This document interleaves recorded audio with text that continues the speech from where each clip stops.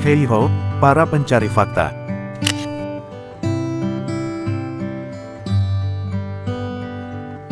Berawal dari sejarah panjang penemuan proses pembuatan kertas di China sampai menyebar ke berbagai daerah di seluruh penjuru dunia.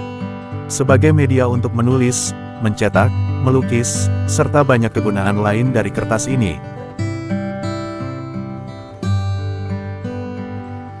Keberadaan kertas merupakan revolusi penting dalam dunia tulis-menulis yang memberikan perubahan besar bagi peradaban dunia.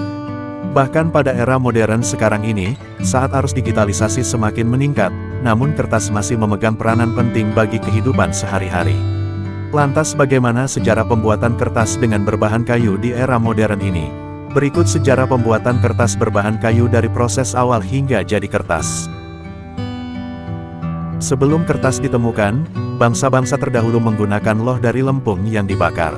Hal ini bisa dijumpai dari peradaban bangsa Sumeria prasasti dari batu, kulit, tulang binatang, sutra, bahkan daun lontar. Menurut catatan sejarah peradaban, China adalah penyumbang penemuan kertas bagi dunia. Kailun adalah yang menemukan kertas dari bahan bambu yang mudah didapat di sekitar China pada tahun 101 Masehi. Penemuan tersebut kemudian menyebar ke Jepang dan Korea, seiring menyebarnya bangsa Cina ke daerah timur. Pada akhirnya teknik pembuatan kertas jatuh pada tangan orang-orang Arab pada masa dinasti Abbasiyah. Terutama setelah kalahnya pasukan dinasti Tang pada Perang Talas yang terjadi pada tahun 751 Masehi. Di mana para tawanan perang mengajarkan cara pembuatan kertas pada orang-orang Arab. Sehingga pada zaman Abbasiyah muncullah pusat-pusat industri kertas baik di Baghdad, Samarkand, serta kota-kota lainnya.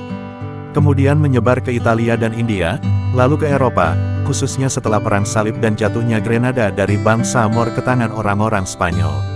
Seiring berjalannya waktu, produksi kertas terus mengalami banyak kemajuan dalam proses pembuatannya. Proses pengolahan kertas diawali dengan pemanenan kayu yang merupakan bahan utamanya. Dipanen dari perkebunan, kayu-kayu tersebut dikembangkan dan dikelola secara berkelanjutan. Setelah batang kayu selesai dipanen, dipindahkan ke pabrik dan didiamkan selama beberapa bulan untuk menjaga kelembapannya. Kemudian kayu yang telah lama didiamkan tersebut lalu dimasukkan ke dalam debarking untuk dikupas.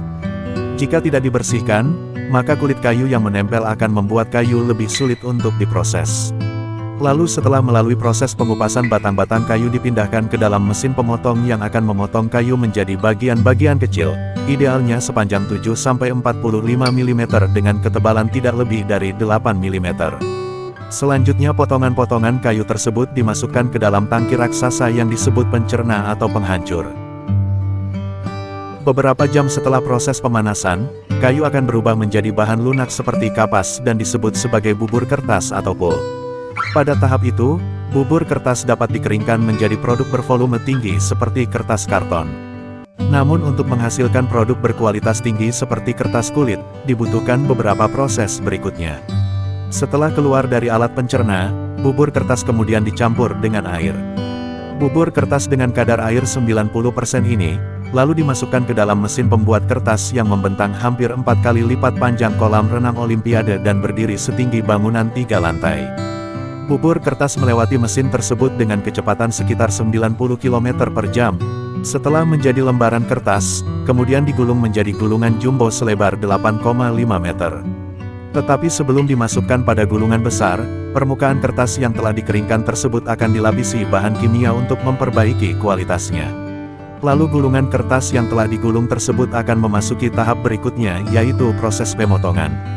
Gulungan jumbo akan dipotong ke dalam ukuran yang menyesuaikan dengan produk akhirnya. Selanjutnya produk kertas akan dimemas dan dikirim kepada para pelanggan.